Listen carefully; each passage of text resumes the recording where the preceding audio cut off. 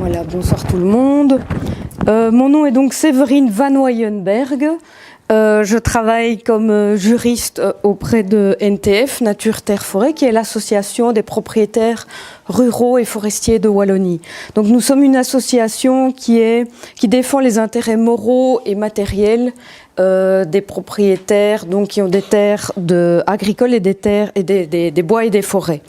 Et notre objectif est souvent un objectif de lobby, de faire de la défense des droits auprès du politique essentiellement.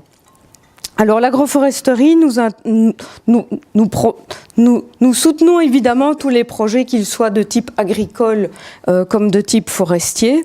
Et l'agroforesterie, nous nous en occupons pour le moment parce que nous sommes confrontés à deux problèmes d'ordre juridique. Donc malheureusement, moi je suis toujours un petit peu l'oiseau de mauvais augure pour dire les éléments qui sont pour le moment pas résolus. On a peut-être encore la chance que l'agroforesterie, bien que ce soit un procédé ancestral, soit de nouveau à la mode et qu'on soit au début. Mais vous allez voir que le problème que nous avons relevé est un problème qui se situe à la fin. Alors, la législation, elle a parfois le souci de vouloir segmenter les problèmes, de différencier les professions, et depuis l'instauration des plans de secteur dans les années 60, on a eu tendance à séparer la forêt de l'agriculture. Et donc quand on regarde un plan de secteur, on observe qu'il y a différentes zones en couleur au plan de secteur, la zone verte foncée étant la zone forestière, les zones d'habitat rural, ou ici je n'ai pas, les zones d'habitat à caractère rural sont les zones destinées à la construction des habitations, on a aussi les zones d'activité économique, etc. Et par défaut, les plans de secteur ont repris en zone agricole ce qui n'était pas destiné aux autres activités. Alors que le code rural, qui date du 19e siècle, prévoyait des dispositions permettant la cohabitation entre l'agriculture et la forêt, les plans de secteur ont fait en sorte qu'on a commencé de plus en plus à légiférer et l'agriculture et la forêt, de manière à ce qu'on ne se comprenne plus forcément aujourd'hui entre les deux métiers. De telle sorte que, en zone agricole aujourd'hui, pour beaucoup de professionnels, pas forcément agriculteurs ou forestiers, considèrent la zone agricole comme étant essentiellement affectée à l'élevage et à la culture, au logement de l'agriculteur forcément. Et ces dernières années, on a vu aussi des définitions qui se sont élargies, permettant de permettre toutes les diversifications à la ferme, que ce soit de la vente directe au gîte à la ferme. Le boisement et le déboisement, vous avez sûrement entendu parler que le Quatup est devenu le CODT, donc le Code wallon de l'aménagement du territoire est devenu le Code de développement territorial. Ça a mis 5 ans avec une réforme profonde. On a un petit peu mieux considéré ce qu'on entendait par boisement et déboisement entre la zone agricole et la zone forestière. Donc aujourd'hui, il est possible de boiser en zone agricole et il est possible de déboiser à des fins agricoles en zone forestière, mais moyennant des conditions extrêmement strictes et très souvent des permis d'urbanisme. Donc il faut se renseigner dans le détail pour ce point-là. Alors on peut faire aussi des cultures intensives d'essences forestières en zone agricole, puisque ça équivaut parfois presque à de la culture agricole. On peut implanter des sapins de Noël, mais dernièrement on peut implanter des sapins de Noël aussi en zone forestière, et toute nouveauté, l'agroforesterie a été intégrée dans le CODT, le Code de développement territorial. Donc c'était une volonté du ministre Di Antonio, qui a une formation de forestier, de pouvoir promouvoir, puisque je le disais, une activité ancestrale, mais de pouvoir promouvoir l'agroforesterie en zone agricole. En effet, c'est considéré comme l'exploitation de terres agricoles qui permet la plantation de bois, d'arbres, au sein de cultures et de prairies. Malheureusement, rien n'est jamais parfait en ce monde, dans la mesure où le ministre, s'il a bien défini dans le CODT l'agroforesterie, il n'a cependant pas prévu ce qu'il se passe ou ce qu'il doit se passer quand on va couper les arbres. Donc il a dit, pour la plantation, vous n'avez pas besoin d'un permis d'urbanisme, mais il n'a pas vraiment dit grand-chose sur l'abattage d'arbres. Et donc c'est là où je viens sur notre difficulté de ce qui va se passer à la fin de l'activité quand l'arbre sera suffisamment mature pour être coupé. Alors, si je passe en revue la législation qui est extrêmement complexe, difficile à lire, voire ennuyeuse. Si je veux savoir si j'ai besoin d'un permis d'urbanisme pour couper un arbre ou une haie, j'ai 4 définitions possibles d'arbres. Sur les arbres isolés, c'est simple, c'est des arbres isolés, ce sont des arbres isolés qui se trouvent dans des zones d'espace vert au plan de secteur ou dans un permis de lotir. Donc la question est assez simple. Il ne faudrait pas dans ces cas-là de permis d'urbanisme pour abattre un arbre isolé en zone agricole. 3 petits points. Heureusement, les arbres et haies remarquables, on en a déjà tous entendu parler. On a beaucoup dit que c'était les arbres qui avaient plus de 30 ans et qui sont repris dans des inventaires. Quand vous reprenez la législation du CODT aujourd'hui, c'est en effet la base, mais les définitions prennent 2 à 3 pages. On y a mis les vergers aussi. Mais heureusement, on a écrit que l'agroforesterie n'était pas considérée comme des arbres remarquables. Donc, dans les inventaires réguliers qui sont faits par les communes, entre autres, il n'est pas question d'aller mettre un arbre destiné à l'agroforesterie comme étant remarquable après 30 ans. Cependant,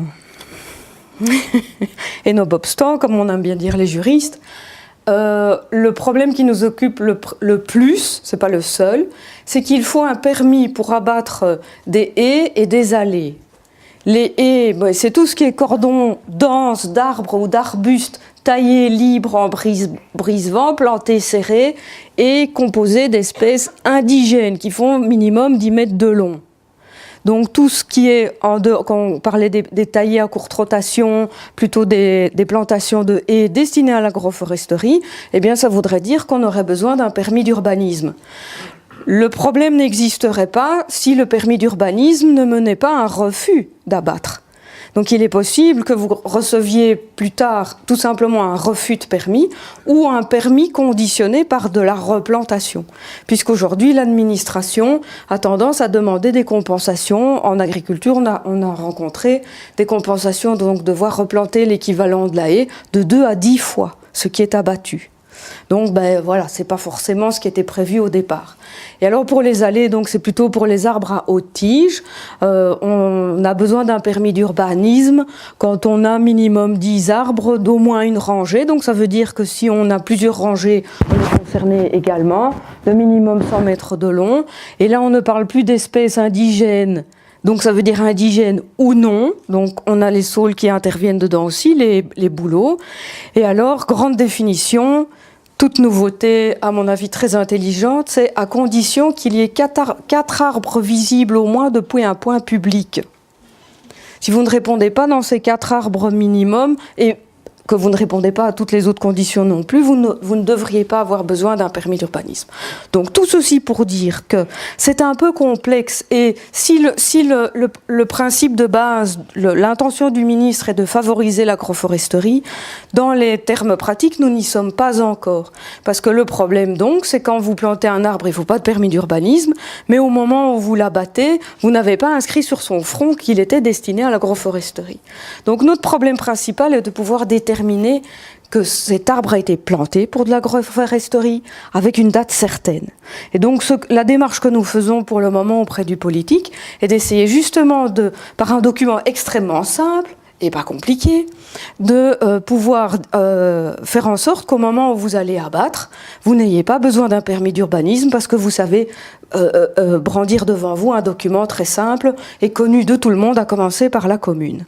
Parce que ce que je ne vous ai pas dit non plus, parce que je n'ai pas envie de vous rendre complètement dépité en cette soirée, c'est que il faut un permis d'urbanisme moyennant les conditions que je vous ai exposées, déjà très complexes, mais en plus vous devez faire attention si vous êtes en zone d'intérêt paysager, dans un bien classé, en site Natura 2000 évidemment, dois-je le dire, et dans les zones humides d'intérêt biologique.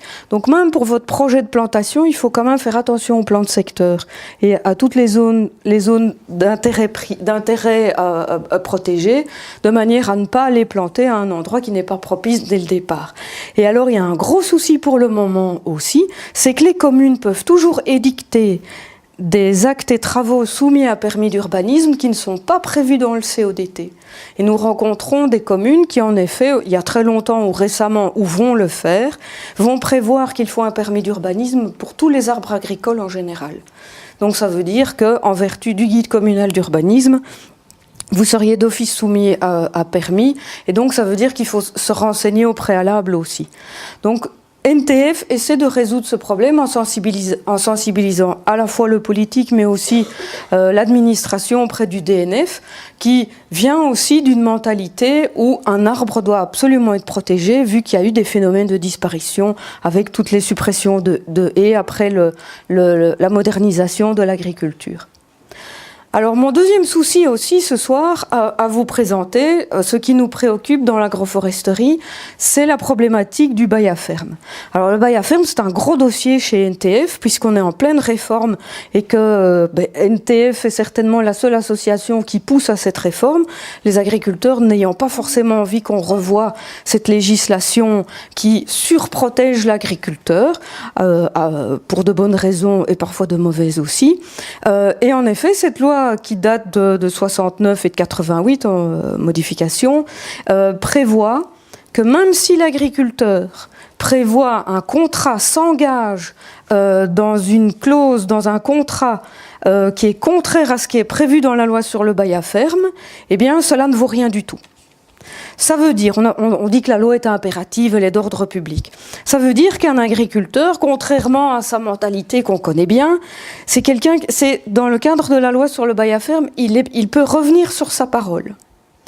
Dans la loi, il est indiqué que le propriétaire bailleur peut demander un état des lieux avant et après. Dans les faits, c'est pratiquement pas fait parce que les baux à ferme en général ne sont pas écrits et passent tellement de génération en génération que personne ne se préoccupe de l'état des lieux. Mais au moment de l'état des lieux, le bailleur aujourd'hui, tout ce qu'il peut demander, c'est de maintenir certains éléments topographiques. Et donc à cette occasion, on peut éventuellement lui demander, tiens, cette haie-là, telle drève, etc., tu ne la supprimes pas ou tu la restaures.